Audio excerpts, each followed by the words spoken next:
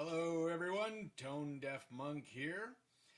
I have a little unboxing I love to do. I just got the TRI StarRiver in, and I just wanted to share that with you. Some quick impressions right out of the box, and then I'm gonna burn them in for a couple days and then shoot the vid. Here we go. Welcome back. So, firstly, I want to thank Keep High Five for providing this unit for me. So, thank you very much, much appreciated. Um, and I'll post up the link over later. Here you can see the graph. It was a HeadFi member that posted that, and he or she got that from KB Ear directly. So that does correspond with Tony's video I saw as well, where this would be the one of the curves, and it would be the less aggressive peanut gain. So sounds like 1-0 setting. And let's just crack this bad boy. I got the green. Very excited. And this one they didn't have for me in a 4.4 because you can get it in 3.5 or 4.4. And I got mine in 3.5 because that's what they had in green. And I got lots of cables, so not a biggie. StarRiver, yeah. It's actually nice they give you a little case too. That's kind of cool.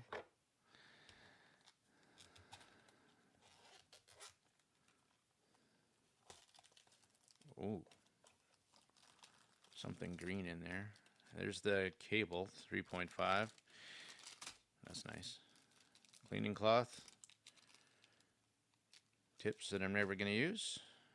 I might use these. These look like wide bore TRI Clarion tips, which I don't have. I'll try them.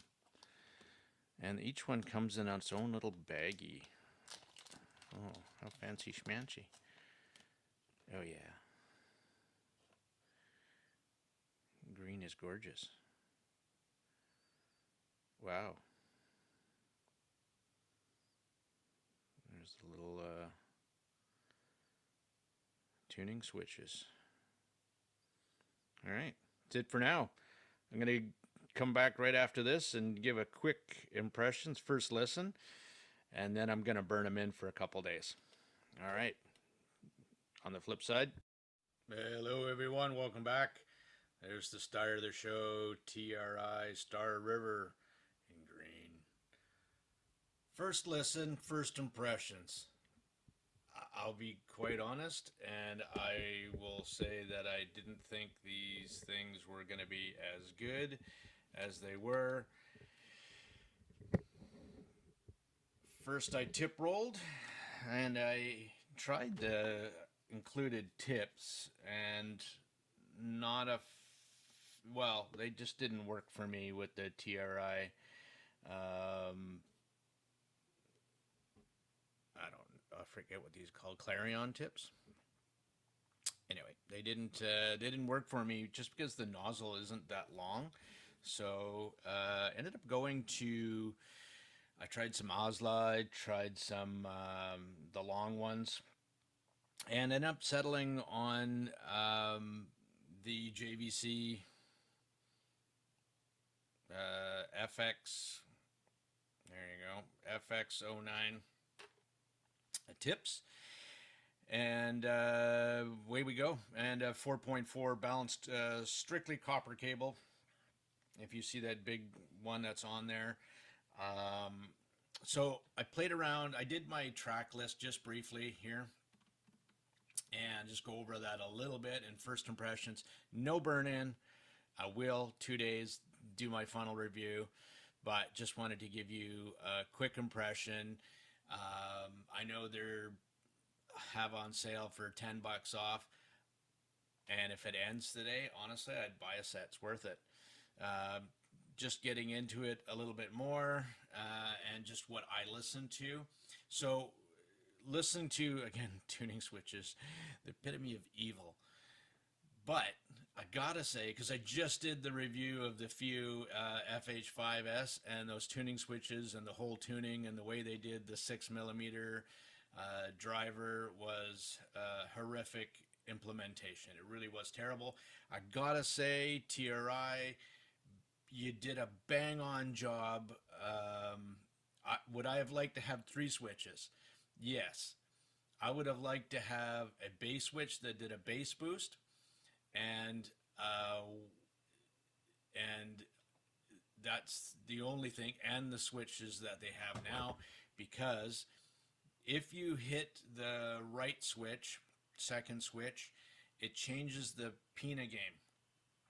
Now, not that you'd actually find it. I was all excited. I got this StarRiver card in it, and then I got the instructions, and I was a good boy, and I read it all.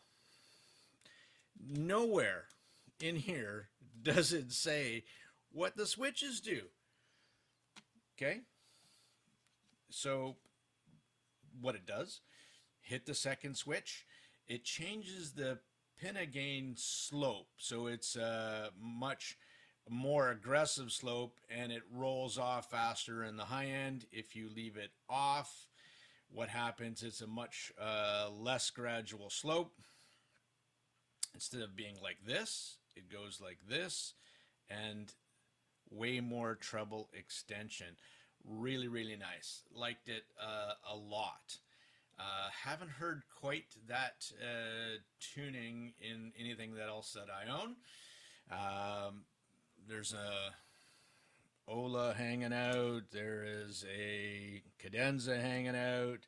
OH10's hanging out. Just go over some tracks quickly. And again, this isn't my review of this. I just wanted to share some impressions right out of the box. I really like it on lesser pinna gain slope. I'm treble sensitive. I love my female vocals. If you watch some of my vids, and I'll talk about that here, and instrumental, and I love my bass. This is not a bass head IEM, but there was very few tracks that I was like, oh damn, I want more bass, because it didn't happen. They were pretty good. I was pretty happy, and I'll get to that as well. So track 1, Beautiful Blue, Holly McNarland, and I'm listening to her voice, and I love her voice, and it was my notes basically said lovely. You know what gets me on this IEM? I haven't burned it in. I do believe in that, because I do believe dynamic drivers do need some time for the suspensions and the captains and the formers to all give it some time and loosen up. This will change its tuning, but straight up off the bat, I'm liking it. First track, Beautiful Blue, Holly McNarland, lovely. Tracy Chapman, another one that's hard to reproduce in female vocals. She's got such a unique voice, good strums on the guitar, and I like how forward the vocals were in the mix with the high end. I liked it. Stones, again, it did his vocal turn where in the track in the beginning, there's vocals in the center, and then Mick Jagger is over to the left, and he starts to sing, and then he turns into the mic. And how that replays, I really liked the way it did it, and I thought it was pretty good. I went back and listened to more stuff. So here, House of Broken Love, a little 80s for you. I'm listening to how deep the bass guitar goes, doom, doom, doom, doom, doom, and it did a great job. Was it the deepest? No, it wasn't, and it might change. I think it will. Gord Dowie, Tragically Hip, Canadian man. It was a great mix again with the instrumentals. I like the way it played that. Chemical Mentalist, Crystal Method. Yeah, this thing, it hit hard. It's again not that sub bass, but in the more of a lower mid bass. Loved it. Um, Here's a really hard one to do. It's time. Sia Deep Low Labyrinth. Really, really hard to do those three vocals. And in the middle of the track, what I'm listening for is um, the in the middle of the track. There's a backup singers that come into the mix, and I'm listening for that. And I liked it very much the way that replayed as well. Joe Satriani killed it. His guitar killed it. I love it. It was awesome. Um, I'm genuinely shocked at this. I am, to tell you the much, and how much I'm enjoying it. Right, I like a bassier, warmer set. I honestly do. Um, and I'm just really digging this thing. Um, Antidote in the Poison down. There we go, right there. Go Go Penguins, modern jazz. Yeah, decent attack. Uh, how does it do in low? How low does it go? Angel, massive attack. It had those sub frequencies. Was it the most bass head level? No, but it played it nice. There you go. I mean, honestly, that's a great compliment. It had sub bass. It's not bass head level bass, but it was a great replay. The beautiful thing about so far I found with StarRiver is I just love the high end that brings it into the mix. It just makes it a really nice balance with that. Um, I threw that track on there. Was like, oh, how's this thing gonna do on that? And it did it, pretty darn well. I was pretty happy with that. Melissa Etheridge, one of my favorite female vocals, and I love female vocals. Her voice is great, perfect. Guitar is really nice too, and again, that has to do with the highs. I threw that on with the cadenza and did an A B. All right, I'm back. New cable actually this time, and I was yakking about Melissa Etheridge and I realized my phone had stopped because I ran out of room. That's what happens when you shoot it in 4K. Anyway, I was moving on. I said her vocals were pretty fantastic, and then I was doing a comparison, just a little bit, with the cadenza, and listening to the cadenza, you honestly you hear all the things that you're missing. So there are no way alike. It's not fat and tubby, and the highs are beautifully extended, and you can hear vocals are fantastic. Um, the couple last tracks I was going to talk about is Metallica, S&M2, and the stage, and it did it really well, and it had a great replay of the venue, and I liked it. Michael Jackson again, the staging, and the fun factor, right? I mean, with the added high frequencies, it just gave it an extra oomph of magic that brings out the special effects, and the macro dynamics were a fun replay. It was really good.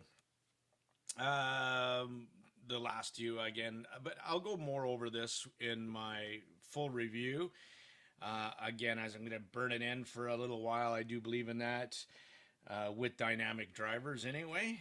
And I will get back to you in a few days. Ended up having to take this video down in case you wondered what happened, because it got corrupted when I uploaded it.